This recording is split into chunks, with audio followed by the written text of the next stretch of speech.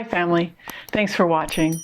So at the moment the weather has shifted in our area and the days are cooler, it is easier to work outside, the nights get below 50 degrees Fahrenheit, 10 degrees Celsius. Most of our plants are in transition, not exactly dormant, but not exactly growing either. We've had a few rainstorms making the ground easier to work with, and in a week or two our clocks will change, giving us less daylight hours to work with. But there is a lot to get through to transition the garden from summer to winter. What is funny is I was getting anxious just compiling this list for the video. It feels every year I'm in a race against the clock. So my plan in this video is to break down the chores we do around the garden and our greenhouse, to make a list in order of importance so that I don't get myself pulled in too many directions. Otherwise, let's get into it.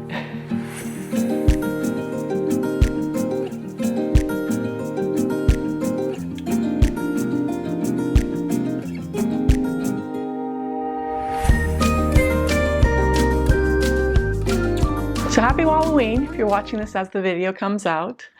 I'm going to start with the greenhouse, but before I discuss that, I wanted to say, please remember to hit that subscribe button if you have not done so already. We're really hoping to hit that 500 number before the end of the year, and we're super close. Chore number one, clean the greenhouse. Should a cold snap hit us early in the year, like it did last year, it's nice to have a place to basically put all the vulnerable plants that are ready to go. Now, this year I felt it was especially important because we had that disastrous problem with the aphids this year. On this property, we've always had an ant problem. Ants and aphids have a symbiotic relationship, and by result, we've had an issue with aphids in our garden. But this year was a whole new level. I mean, we tried everything. We used neem oil, we had essential oils,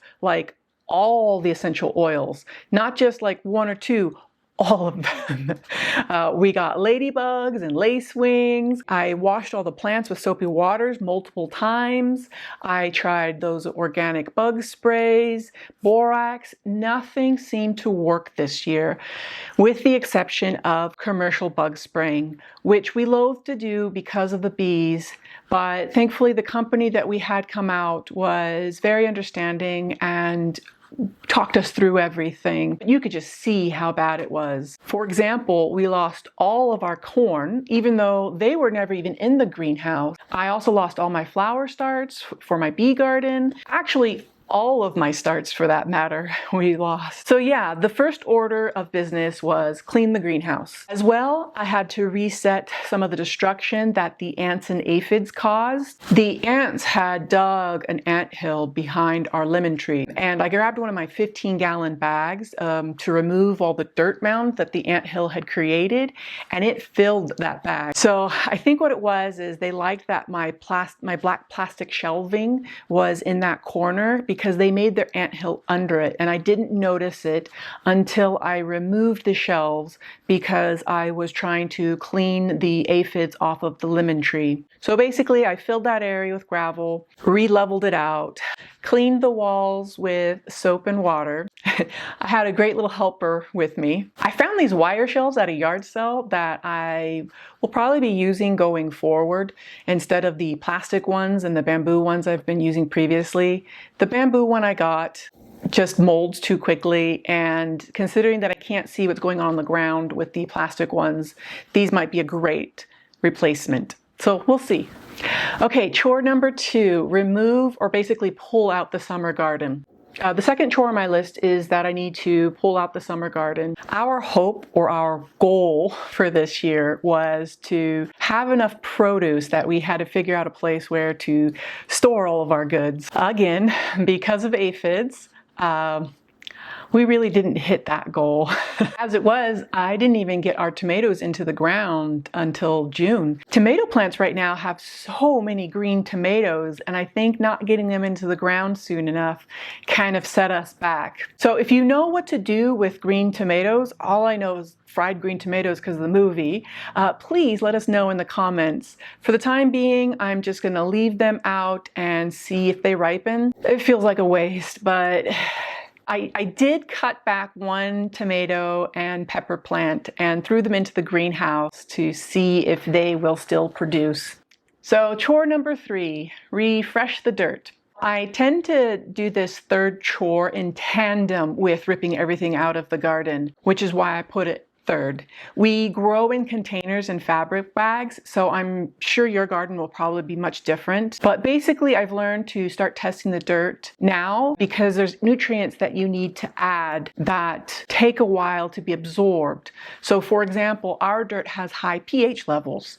So I just added sulfur to the ground, and according to the instructions, that takes a few months to break down and will be ready in time for the spring crops. I will be interested to see how that turns out. I've seen some people will refill their beds with their compost. And if you've watched our videos, you'll know that we've had some issues with getting that started. So maybe that'll be a thing we do in the future. In the past, I've covered our beds with leaves.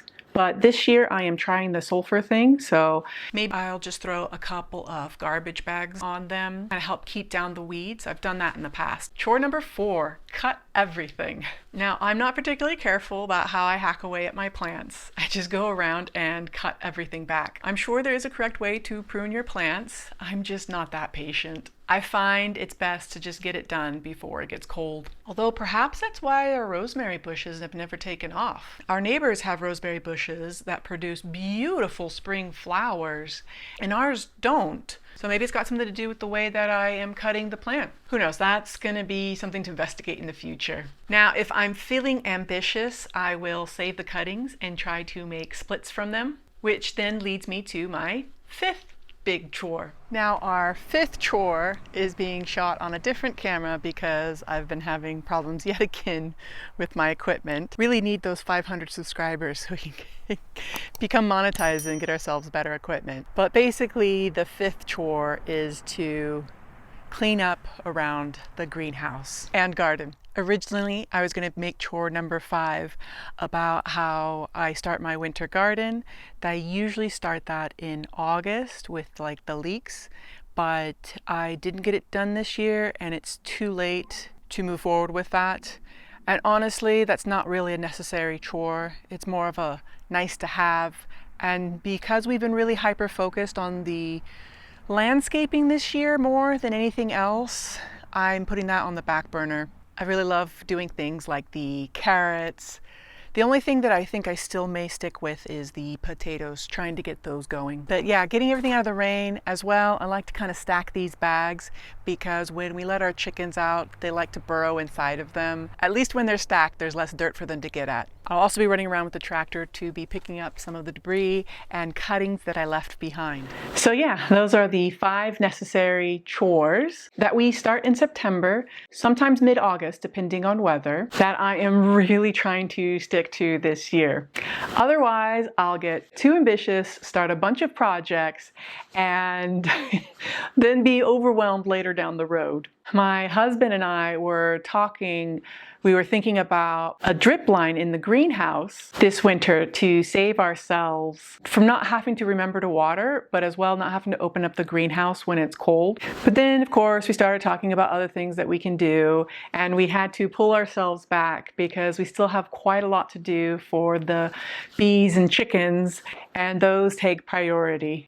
But otherwise, if you've made it to this point in the video, thank you so much for watching. And please remember to hit that subscribe button, especially if you've watched it all the way through and are not already subscribed. And don't forget to hit that like button. It really helps grow the channel. And we will talk to you again soon.